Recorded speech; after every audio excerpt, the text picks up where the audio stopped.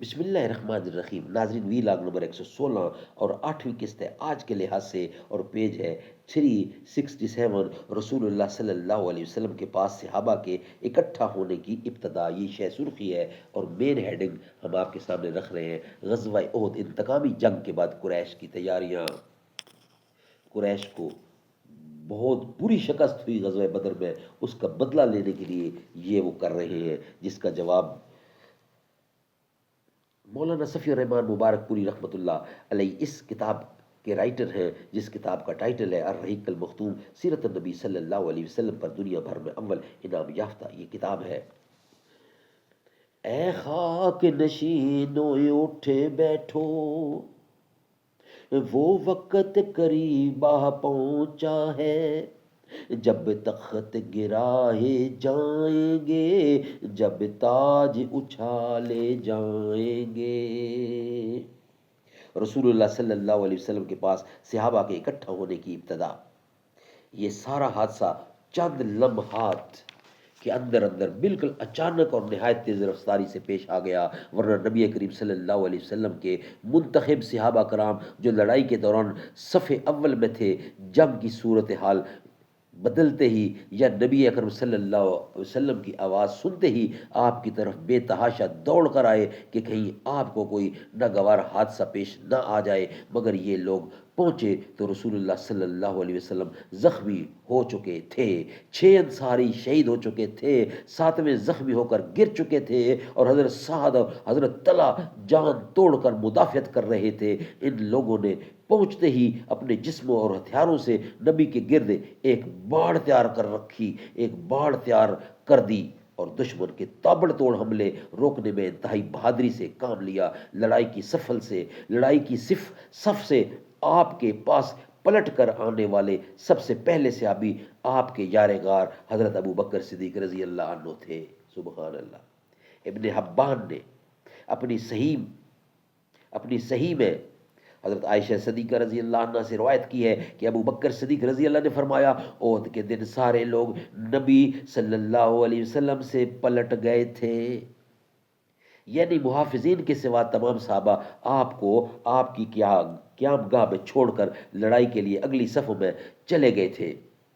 پھر گھیراؤ کے حادثے کے بعد میں پہلا شخص تھا جو نبی کریم صلی اللہ علیہ وسلم کے پاس پلٹ کر آیا۔ دیکھا تو آپ کے سامنے ایک آدمی تھا جو آپ کی طرف سے لڑ رہا تھا اور آپ کو بچا رہا تھا۔ میں نے جی ہی جی میں کہا، دل ہی دل میں کہا، تم تلا ہو وہ، تم پر میرے ماں باپ فدا ہوں،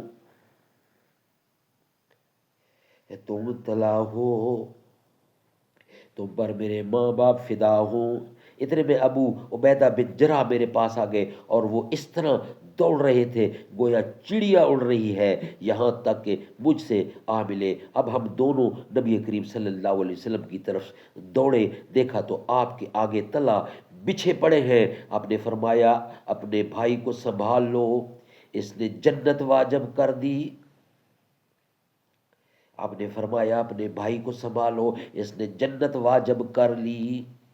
حضرت ابو بکر صدیق کا بیان ہے کہ ہم پہنچے تو نبی کریم کا چہرہ مبارک زخمی ہو چکا تھا اور خود کی 2 کڑیاں آنکھ کے نیچے رخسار میں دھنس چکی تھی۔ میں نے انہیں نکالنا چاہا تو ابو عبیدہ نے کہا، خدا کا واسطہ دیتا ہوں مجھے نکالنے دیجئے۔ اس کے بعد انہوں نے منہ سے ایک کڑی پکڑی اور دوسری، اور آہستہ آہستہ نکالنا شروع کی تاکہ رسول اللہ صلی اللہ علیہ وسلم کو اذیت نہ پہنچے، اور بالآخر ایک کڑی اپنے منہ سے کھینچ کر نکال دی، لیکن اس کوشش میں ان کا ایک نچلا دانت گر گیا۔ اب دوسری میں نے کھینچنی چاہی تو عبید اللہ نے پھر کہا، ابو بکر خدا کا واسطہ دیتا ہوں مجھے کھینچنے دیجیے۔ اس کے بعد دوسری بھی آہستہ آہستہ کھینچی، لیکن ان کا دوسرا نچلا دانت بھی گر گیا۔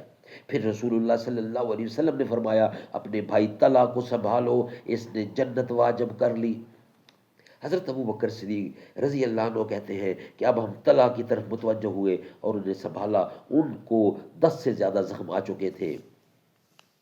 اس سے بھی اندازہ ہوتا ہے کہ حضرت طلحہ نے اس دن دفاع و قتال میں کس جان بازی اور بے جگری سے کام لیا، پھر انہی نازک ترین لمحات کے دوران رسول اللہ کے گرد جان باز صحابہ کی ایک جماعت بھی آن پہنچی، جن کے نام یہ ہیں: ابو دجانہ، مصعب بن عمیر، علی بن ابی طالب، سہیل بن حنیف، مالک بن سنان، ابو سعید خضری کے والد، ام عمارہ نصیبہ بنت کہب مازنیہ، قتادہ بن نعمان، عمر بن خطاب، حاتم بن ابی بلتہا اور ابو طلحہ رضی اللہ عنہم اجمعین۔ سبحان اللہ، پھر تو انہوں نے سنبھال لیا سب کچھ۔ ناظرین، یہ ویلاگ ہمارا کمپلیٹ ہوا۔ نیکسٹ ویلاگ ہے مشرکین کے دباؤ میں اضافہ، وہ ہم آپ کے سامنے رکھیں گے۔